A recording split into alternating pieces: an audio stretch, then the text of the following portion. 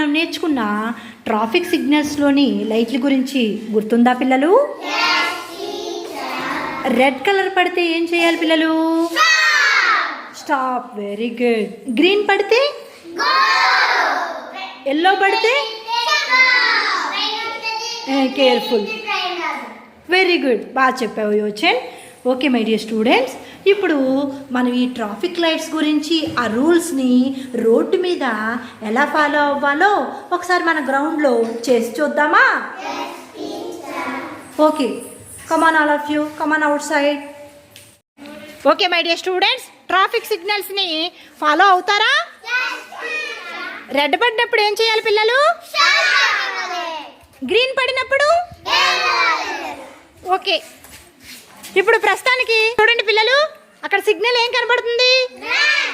Red. ఇప్పుడు signal మారింది, ఏం చేయాలి?